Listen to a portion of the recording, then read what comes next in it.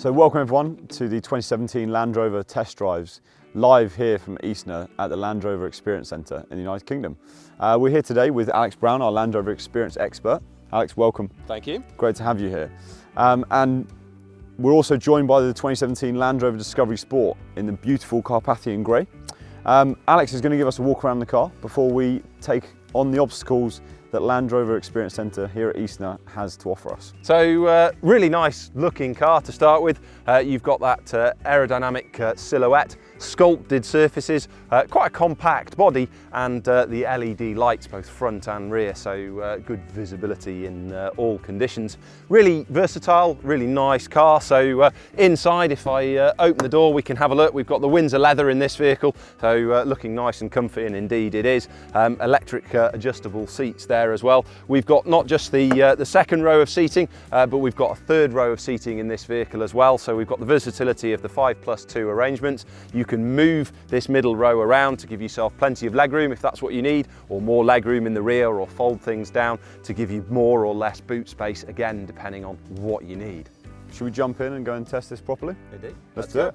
So we've got a nice flight of steps. We've got terrain response, mud and ruts selected, hill descent control engaged, and all I need to do is just ease the car nice and gently up the hill. So a little bit of accelerator just to push us forward. A few lumps and bumps as you can feel, but it is a flight of steps.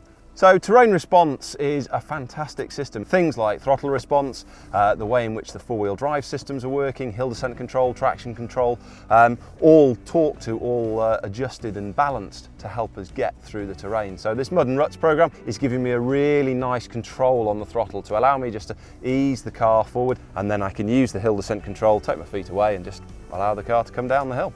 Amazing. We've got a 600mm wading depth on Discovery Sport, and coincidentally that's just about the depth of the water that we've got through here. Feet away, lower the car into the water, and then just a little bit of acceleration, just generating a small bow wave, pushing the car through, keeping it moving nice and steady, helping to move some of that water out of the way. Seeing down the sides there, you can see it's about 3/4 there at the wheel. So absolutely perfect for us to drive through there, no problems at all.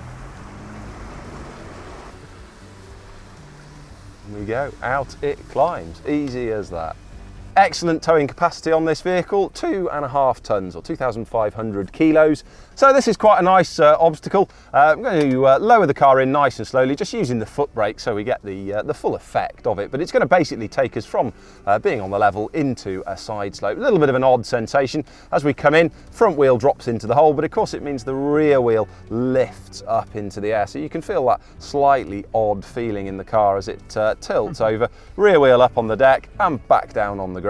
About 30 degrees of side slope here, so interesting is probably a good word. Just needs a little bit of acceleration, just get that traction control system working, and it balances the power between left and right, and up we go. So what we've got is a set of rollers on the left-hand side. So I'm just easing the car up, first wheel coming onto those rollers, and the rollers are simply there to allow the wheels to slip. But as you can feel, with just one wheel on the rollers, not really much of a problem. The 3 remaining wheels of the car are pushing us up the hill. But once we get 2 wheels on the rollers, so we get a front and a rear, we get a little bit of slip. And as you can feel, initially the car starts to slip. We just need a tiny amount of traction control, a little bit of acceleration, and the car simply eases itself forward. No problems, no difficulties at all. Amazing. Down the other side, feet away, let the hill descent control do its job.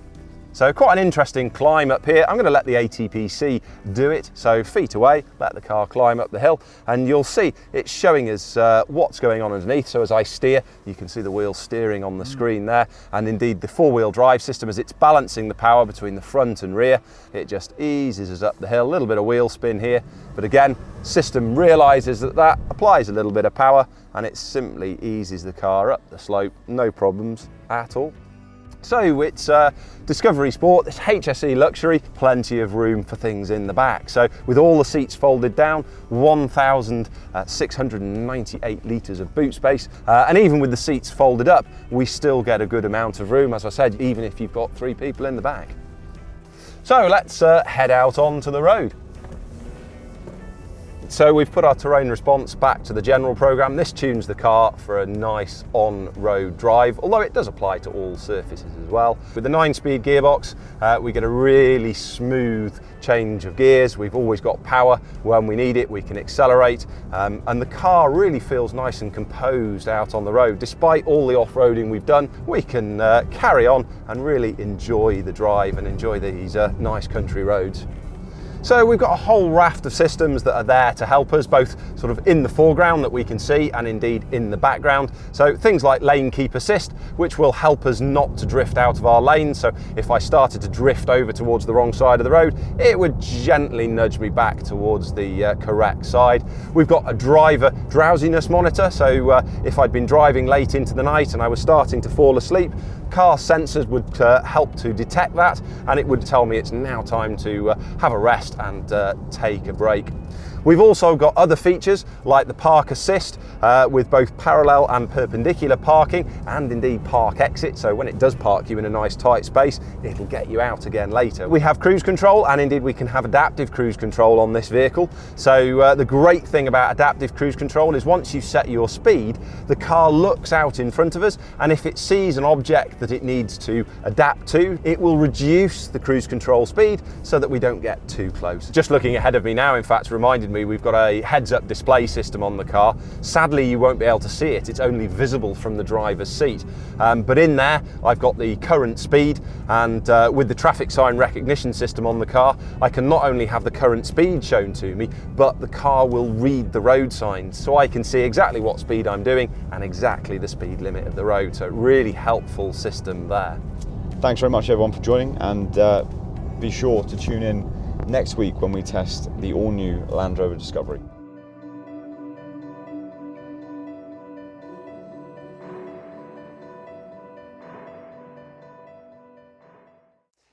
If you enjoyed this episode of the live test drives, you have to do one simple thing to not miss the next. Subscribe to Land Rover's YouTube channel now.